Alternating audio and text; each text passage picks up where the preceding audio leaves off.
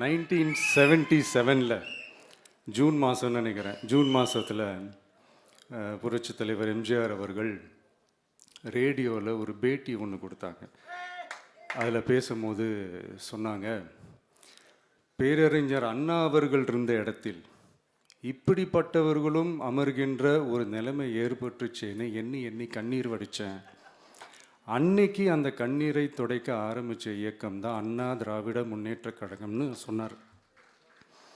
அதே மாதிரி 2017 அப்புறம் 2021 அப்புறம் தமிழ்நாட்டுடைய நிலைமையை பற்றி யோசித்து பார்த்த நம்ம தமிழக மக்கள் காமராஜர் அவர்கள் இருந்த இடத்தில், அண்ணா அவர்கள் இருந்த இடத்தில், எம்ஜிஆர் அவர்கள் இருந்த இடத்தில் இப்படிப்பட்டவர்களும் அமர்கின்ற ஒரு நிலைமை ஏற்பட்டு தமிழக மக்கள் கண்ணீர் வடித்தாங்க.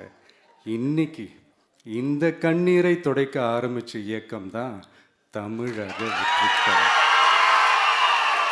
ஏன்னா எம்ஜிஆர் அவர்கள் கட்சி ஆரம்பித்தப்போ, ஏன் அவர் ஜெயிச்சதுக்கு அப்புறம் கூட சட்டசபையில் கூட ஏதோ ஒரு நடிகர் கட்சி வந்திருக்குதான், ஏதோ ஒரு புதிய கட்சி வந்திருக்குது, புரட்சி தலைவர்னு ஒருத்தர் வந்து இப்படியெல்லாம் கேலியும் கிண்டலுமா. அதனால் யார் அரசியலுக்கு வந்தாலும் இப்படி கொந்தளிக்கிறது தான் அவங்களுடைய வேலையே. அப்படி தான் நாம் அரசியலுக்கு வந்ததுக்கப்புறம் கூட விஜய்க்கு என்ன பெரிய அனுபவம் இருக்குதுன்னு கேட்டால் அதே வாய் தான் அன்னைக்கு எம்ஜிஆர் அவர்களை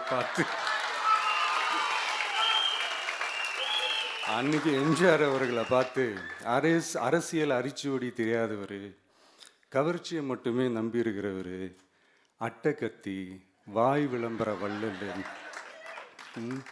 இவருக்கு கேள்வி மட்டும்தான் கேட்க தெரியும், பதில் சொல்ல தெரியாது, நிருபர்களை சந்திக்க மாட்டார், டெல்லியை வகச்சிக்க மாட்டார், மேலே இருந்து அவருக்கு அவ்வளோ ப்ரெஷர் இருக்குது, அப்படி இப்படின்னு சொன்னதும் அதே வாய் தான். இதையெல்லாம் மக்கள் ஒரு மாதிரி சைலண்ட்டாக வாட்ச் பண்ணிக்கிட்டு என்ன பண்ணாங்கன்றது உங்களுக்கே நல்லா தெரியும். அவர் ஜெயிச்சதுக்கப்புறம் இந்த அரசியலில் பழந்துன்னு கொட்டை போட்ட அனுபவிச்சாலையும் இருப்பாங்கன்னு சொல்லுவாங்கள்ல, அவங்க எல்லாருக்குமே அந்த கோட்டைன்றது ஒரு பகல் கனவாகவே மாறிடுச்சுன்னா பார்த்துக்கோங்க. 77 மாதிரியே இப்போவும் அந்த பழைய தேஞ்சி போன, துருபிடிச்சி போன, நஞ்சு போன அதே அந்த பழைய வெப்பனையும் இப்போவும் கையில் எடுக்கிறாங்க. அதனால் மை டியர் ஜென்டில்மேன், டெக்னாலஜிலாம் வளர்ந்து வேற எங்கேயோ போயிட்டுருக்கு. அட்லீஸ்ட் உங்கள் டெக்னிக்கையாவது கொஞ்சம் மாற்றுங்க பாஸ்.